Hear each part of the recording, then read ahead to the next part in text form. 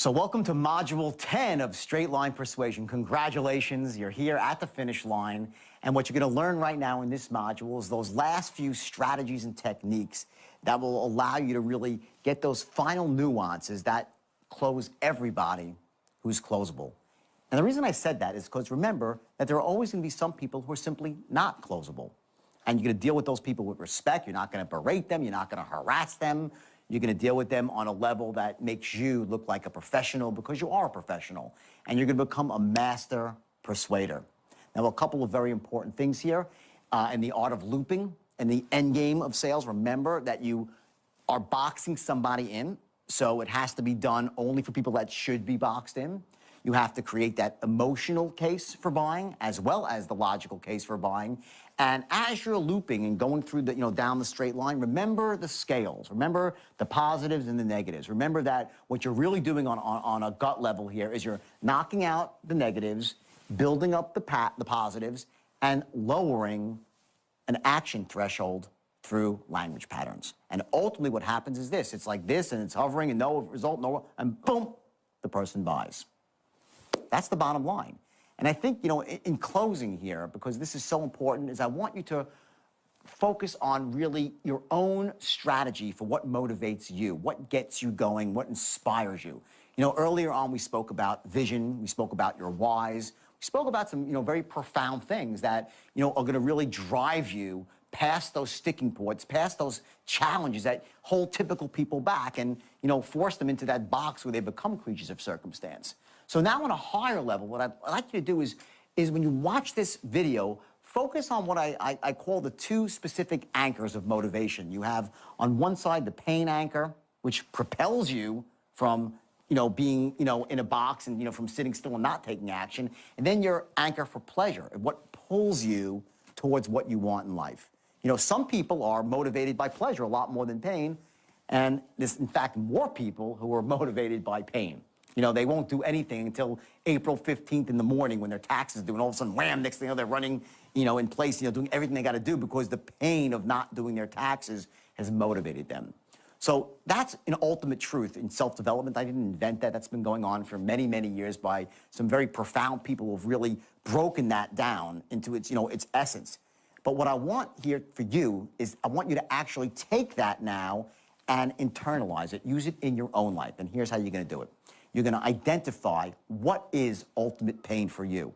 I want you to go through the exercise and list 5 things or 5 situations you might see yourself in that you consider ultimate pain. And by the way, it's going to be different for all of you. What's my definition of ultimate pain might not be yours. Of course, there's a couple of things like, being out in the street and everybody hating you, right? Those are ultimate pain for most of us. But I want you to dig deeper than that. I want you to find your ultimate pain on a why basis. What are the whys? Why is that ultimate pain for you? And I want you to write down your whys for ultimate pain. Then I want you on the other side to find out what's your ultimate pleasure, what's your vision, what's your feeling about ultimate pleasure? What are your whys? How do you see yourself? And what is that would really drive you to be pulled towards wealth and success? And then what you're going to do here, and you'll learn this on the last DVD module, what you're going to find here is that you're going to learn a technique that actually helps you move away from pain and pulls you towards pleasure. If you develop both of those anchors, one here and one here, you will find that you'll be able to move through those uncomfortable situations, to overcome the specter of fear, to actually take fear and make it a powerful, motivating force versus this, dastardly force that keeps you in a box. I'm a believer that, while many people are scared of taking action because they think they're going to fail, so they, don't want to be failures, so to speak, I believe that what holds people back from taking action, even more than fear of failure, is not truly believing that they're going to succeed. See, if I said to you right now, here's what you got to do. You got to take this action, and that action, and I promise you I'm going to give you a check for $1 million if you take those 3 actions. Well, I would guess that pretty much 100% of you would take those actions as long as you didn't see yourself, jumping off a cliff and dying, right? You would take those actions, hopefully not hurting another human being in the process. But if you really, really knew that you would succeed, you take the action. And if I said now you got a 50% chance of succeeding, well, I would see some of the hands in the group go down. If I said you had a 20% chance, more hands would go down. And when I get to a 2% chance, pretty much all the hands would go down. What I'm driving at is this. You've just learned an incredibly, incredibly powerful tool. It's a technique that I came up with in 1988 that allowed me to make hundreds of millions of dollars at an extraordinarily young age. It allowed me to train any person, and I said earlier, most of these people were not, sales pro types. They were not people whose parents instilled in them that they were great, that they were capable of greatness. They were people who thought they'd end up maybe working in a 7-Eleven or just in a retail store. They were never thought they were capable of greatness. They were never told that. They weren't given those beliefs. So what I did is I helped them overcome those limiting beliefs by telling them the truth. And here's what it is, that every human being is capable of achieving greatness. Every human being is capable of knocking down barriers and obstacles that have held them back forever once they learn to harness the basic principles of pain and pleasure and to move through fear towards what they want, to not focus on what's wrong in their life and to focus on where they want to go. All those things together almost ensure that you will be wealthy and successful in life. And the difference now is you have a strategy to get there. Let the straight line serve as this game changer in your own life. Let it be that catalyst that all of a sudden says, wow, you know what? Now that I know this technology, now that I've mastered this technique, or at least I'm good enough right now that I can go out and use it and achieve more, all of a sudden, your chances of success skyrocket.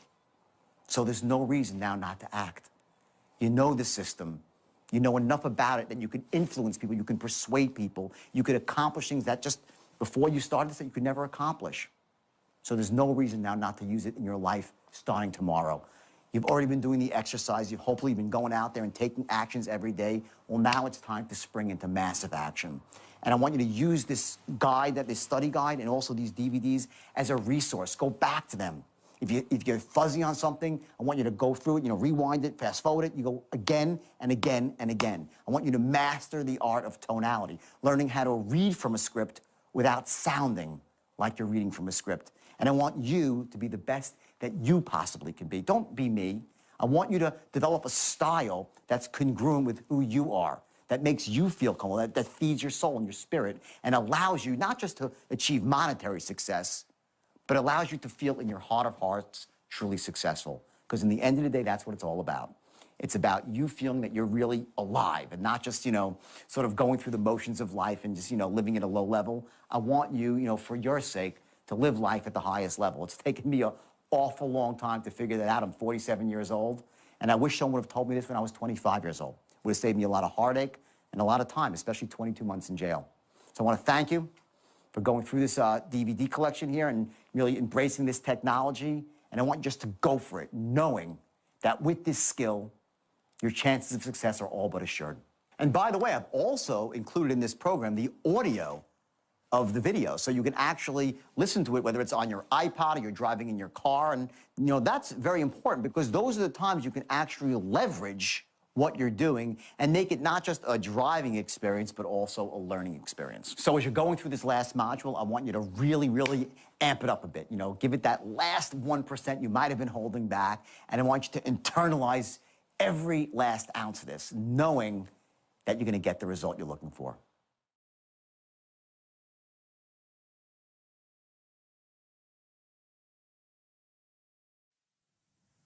The end game, okay?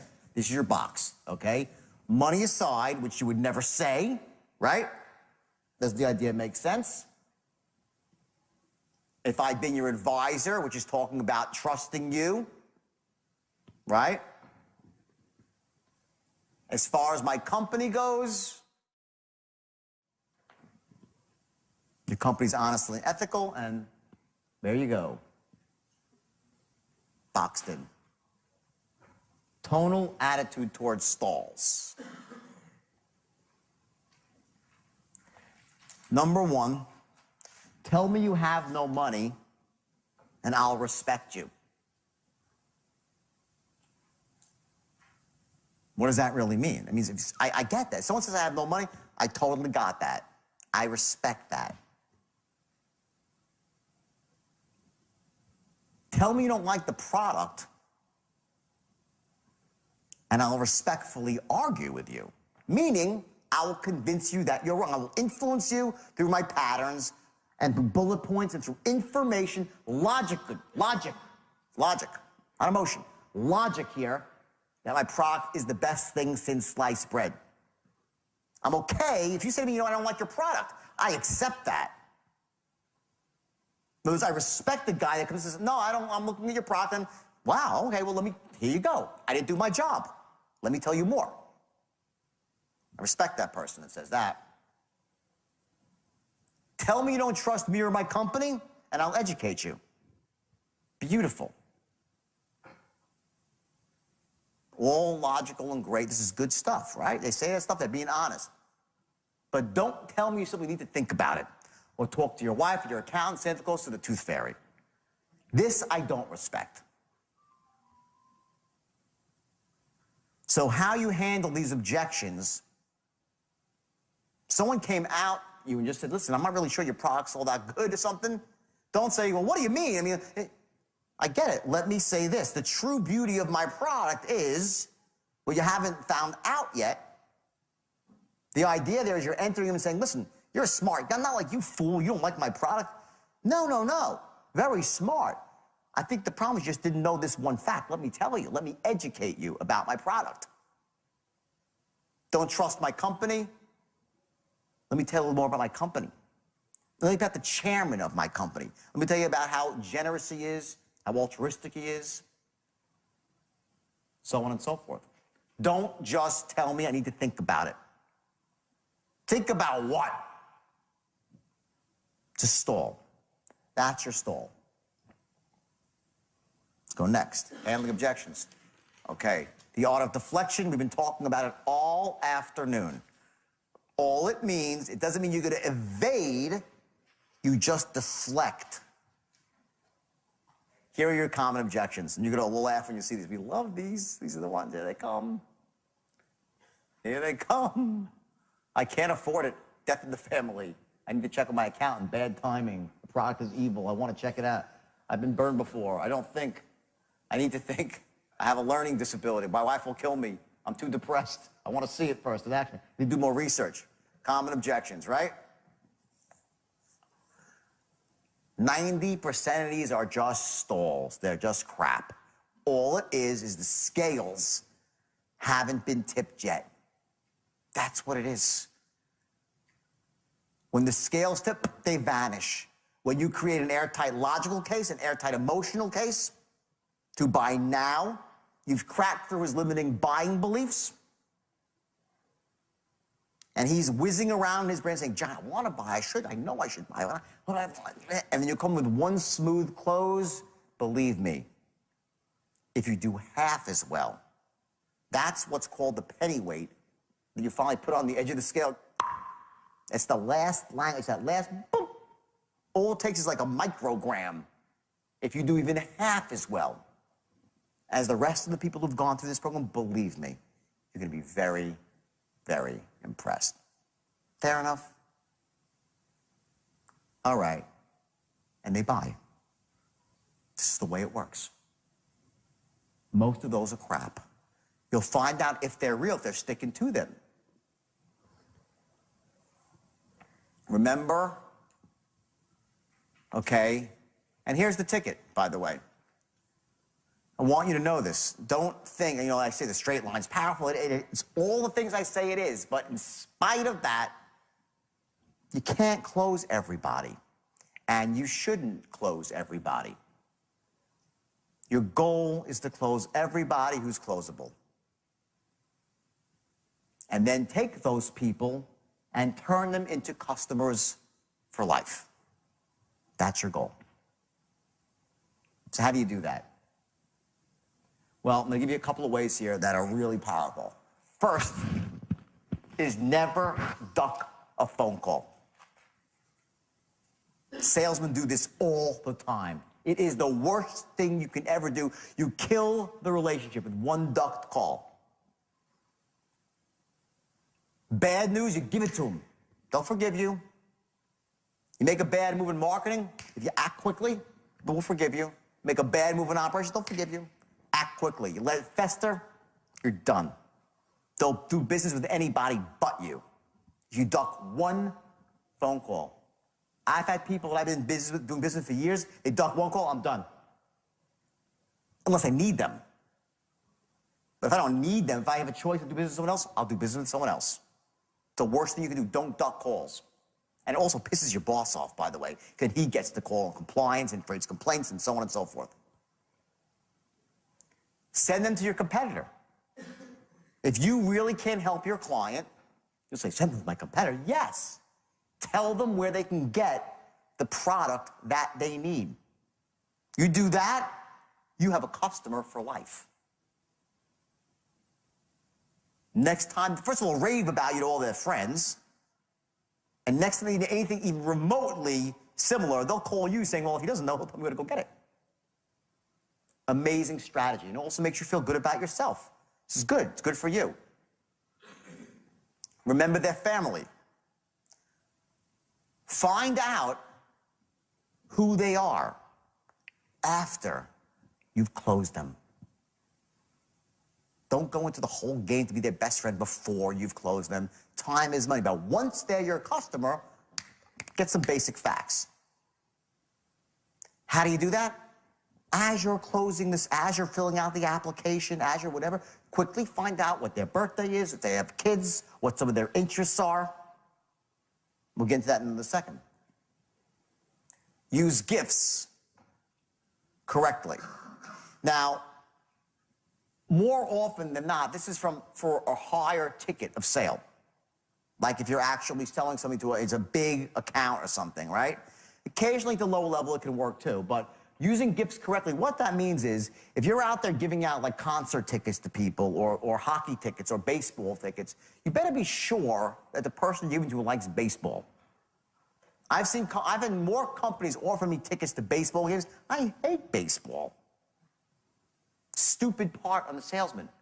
Now offer me tickets to a Rolling Stones concert, you got a customer for life. Get me a ticket to a tennis match, you have a customer for life. Find out what makes your customer feel alive outside of work and fill that need with your gift. If your customer loves fishing, send them a magazine, hunting and fishing magazine, every month, $1.50 shows up at the door. He remembers you every single month for $12 a year. Something like that. Perfect example.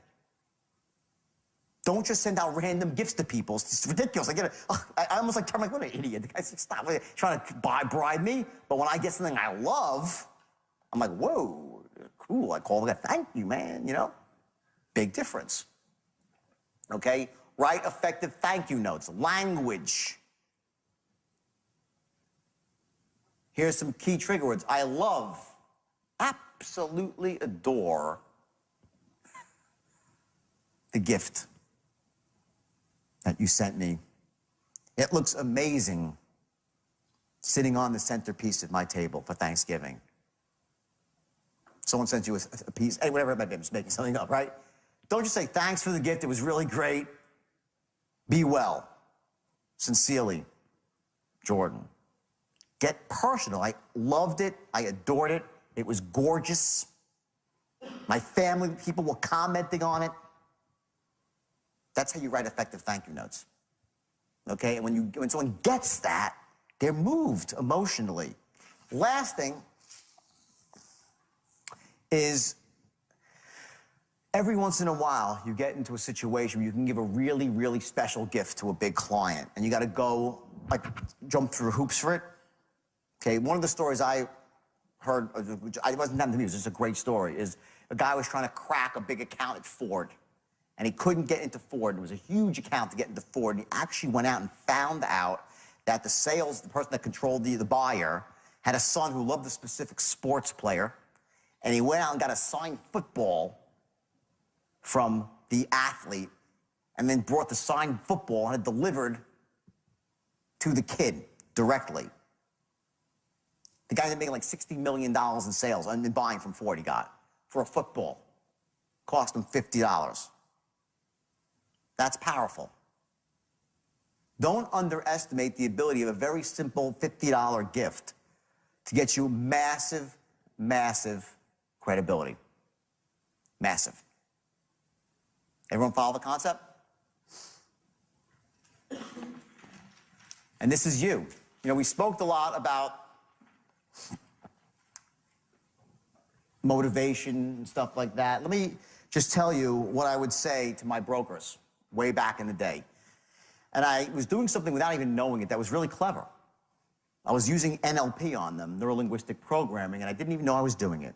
Because a lot of what NLP is just very basic, common sense, distilled down to its essence. It's almost like the straight line. There's nothing so earth-shatteringly, like it's a revolutionary, but it's just so perfectly orchestrated that it distills down sales to its best, right? The motivation strategy that I gave to my brokers was as follows. Each morning, I would give a meeting for about an hour, and each afternoon I'd give a meeting for 2 hours for like 5 years straight. And I'd give meetings for 4 or 5 hours once a week at nighttime. That's how they got trained so well with the straight line. And it also trained me on the straight line by having to just speak about this stuff all the time. What I'd say to them is this. I would say the moment you step through this door and sit behind the desk and pick up a phone and say the words I teach you, everything in your past falls off.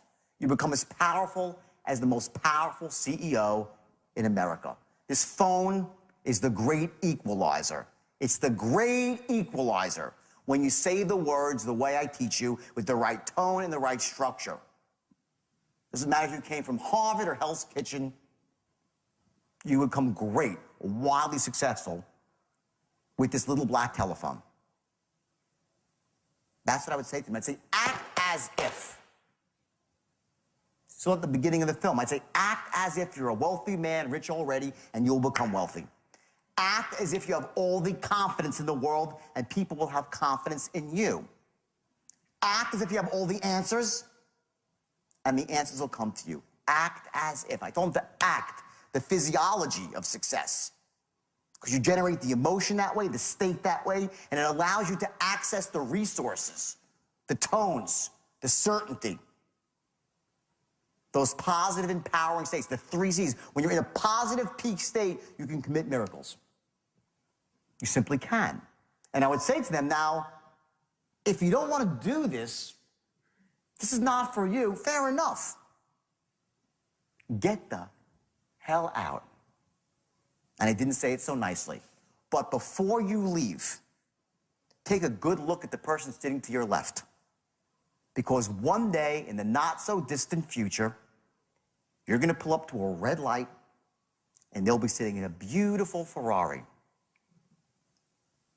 And next to them will be a beautiful girl.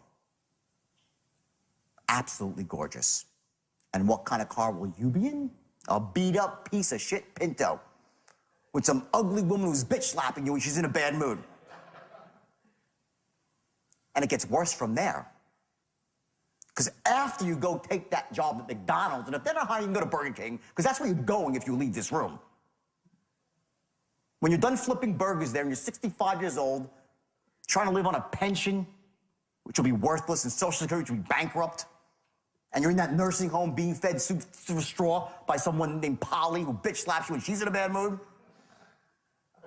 changes your diapers only when she wants to, that's your life if you leave this room. And I would look at these kids, like, I would see faces of like young kids, like, oh my God. They'd be paralyzed with fear. I'm saying this for a reason. Saying it for a reason. Much of what I said was not true. There are other ways to make money to work at my firm. What I was doing was clever on my part. I didn't even know it. I was creating a strong anchor, a propulsion system. Watch. I want to show this, because I want you to do this for yourself in an ethical way that empowers you. What I did is I created a vision of them that was so awful in their life, visual, and I would go through this again. I was good at it, you know? I would get them they would be laughing, and they would cry, nervous laughter, ooh, not me. But inside, they were dying. The vision of seeing themselves 65-year-old broke in a nursing home, next year in a shitty car. I'd say you have 2 fat, ugly kids in the backseat with ice cream on their faces. Groceries from the Price Club in the backseat. You don't even know what your life's going to be like. And I watched it melt and wilt in the seats, right? What I was doing, and I didn't know what I was doing, it just sounded good to me at the time, right? I was creating what's called a propulsion system. This is pain. I was giving them something to move away from. If you don't roll up your sleeves and go to work, that's what you're gonna face. And they're like, so they work. I motivated them by pain. At the same time, I would say, but if you do what I say, and you follow the system, this proven system, the step-by-step system that will allow you to soar and become massively wealthy, you're gonna have the life. The house you want, the car you want, tons of money to help your parents retire your parents, take care of those you love, donate money to your church, to your community, the best of everything, travel the world. That's the life, and live your life at the highest level and be one of those rare people in the world that takes what they want. And they go, yeah, and now again, that's not quite true. Great visual, but some of that's not really true. It's not quite ethical. It's a little bit off kilter. My motives weren't pure. But what can we learn from that is this. That is called gravitational pull to pleasure. So every single day, I push them away from pain and pull them towards pleasure. That's called a motivation strategy. Everybody is motivated differently. Some people move away from pain. You tell them how bad it's going to be if they don't take action, and they act. Other people couldn't care. They don't care about that. How bad doesn't motivate them. Those people move towards pleasure. Tell them how wonderful it will be if they'll paint the picture here, and they'll move towards it. They get pulled towards pleasure. Pushed away from pain, propulsion, pulled towards pleasure. Most human beings have a bit of both. And there's no right or wrong, it's just how we are. I, surprisingly, move away from pain. I also get pulled towards pleasure, but I move away from pain really, really well. If I have any hint that I might fail, and I failed many, many times, I will work and work and work and work. Who's like that? Raise your hand if you like that. A lot of us like that. Who here likes to move towards pleasure? You see something great, you go, either way, I have both. What I do is I know how I'm built, and I create in my mind, I use it to my advantage to run my own psychology. I create anchors to move away from, to pull me towards. I have visions, I have my goal sheet, and I take a vision above it, my vision of what my future's gonna be, and I let it pull me, my vision. And I have this box, this awful place that I know exists if I don't work hard and don't do what I sometimes don't want to do, and I procrastinate, and I live in a world of shoulds and all that sort of crap.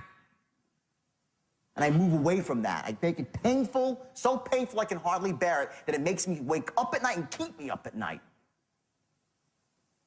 And people say, wow, you're really motivated. No, shit, if you were as scared as I are, you'd be motivated too. If you knew how great it could be, you'd be motivated too.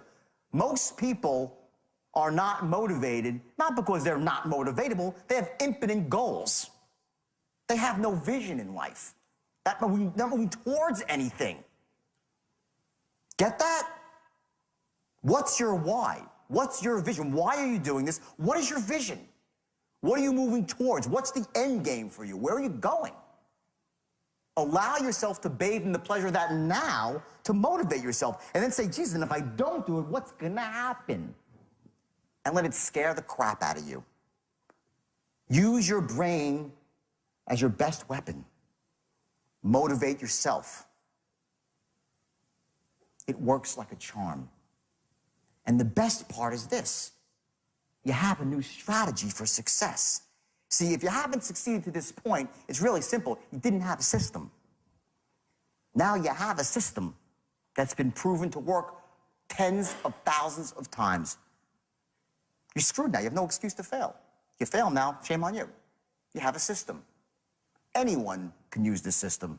Anyone. And it applies to everything. All industries. Influence. Warren Buffett. The single most important skill in the life of Warren Buffett is not analyzing stock charts. That's great too. Warren Buffett is a master of persuasion. He buys companies when other people can't buy them. He gets people to work for free. Does everything. a master of persuasion. Now you have every tool you need to be masters of persuasion. That's my gift to you. I want to thank you guys for coming. I hope I gave you a lot of value, but thanks for coming. It was a great couple of days. So that's it. You're finished. Congratulations. You went through all 10 modules. You finished the workbook, and you've been taking specific actions based on the knowledge that you've internalized. So now it's time really to go out there and really step it up, to kick it up a notch. And I want you to remember one very important point, that there will be some people out there in the world, maybe some people that are very close to you, that really, not that they don't want to see you succeed, but they're almost scared of your succeeding. I call these people the dream stompers, and these are the people that they stomp on your hopes and your dreams for a better life. The naysayers, the doubting Thomases, the people who will say, oh, that won't work, or you trusted that guy, oh, please, oh, please, oh, please, oh, please. And let me just tell you something. There's only one way to deal with dream stompers, to get them out of your life. I want you to lose their phone numbers, not forever, but at least 90 days. And by the way, it would be better to be forever. And if it just so happens that someone very close to you is a dream stomper, whether it be your spouse or, someone, your parents, I want you to ask them to, hold off on the dream stomping, not forever, but give you at least 30 days of no dream stomping to support you for the first month. And you say, you know what, listen, every time you want to stomp on my dreams, just write it down. And then in 31 days, you can kill me with it. But at least let them give you 30 days here, because what's going to happen is this. I spoke earlier about the snowball effect. You put one piece of the puzzle into place and another piece of the puzzle into place, and all of a sudden one builds on the other, and you get that downward momentum rolling down the hill like the snowball, and it just explodes. And your numbers, meaning your sales numbers and anything you've been working on right now, any concept you've been trying to sell, any vision you've been trying to, relate to somebody else and having trouble, you're going to find that you're going to have great ease with doing it. So the most important thing right now is that you continue to grow and to use this technique, this technology, to actually take yourself to a level in sales and persuasion, whatever your business might be, to a whole different level, to allow yourself to achieve and to accomplish things that you never thought you were capable of. To that end, I run 3-day boot camps, and I run these really intense, even longer programs for people that are looking to take their skills to an even higher level. So I urge you to, cruise through my website and actually see if there are any events here that might appeal to you to really take this to the next level. Most importantly, I want you to take action today. Don't just, use the next program as an excuse not to take action. Don't say, oh, well, I'll go to the next one. I'll learn more about the straight line. No. You know enough right now to become very successful in your own life. However, there are certain things on the next level here that can propel you to things like speaking publicly, how to become a seminar leader. And I will tell you this, I make more money from my seminars than pretty much anything else. The only thing that's a close second to that is my corporate business, where I go and train corporations on, how to close, how to create customers for life, how to develop rapport with people that lasts, not just for 1 or 2 weeks, but for a lifetime. So again, there are higher levels here, and I want you to cruise the website here. It's jordanbelfortglobal.com, and see what appeals to you. And most importantly, the resources that are on my website, they apply not just to selling, they apply to entrepreneurship, to marketing. I want you to use this as a resource, as a tool for you to really take your financial life and your personal life to a whole new level. So again, I want you to stick to this like white on rice. I want you to keep this close to your heart. I want you to take the straight line technique and use it for everything it's worth, and be ethical, have integrity with it, and believe me, your life's going to soar.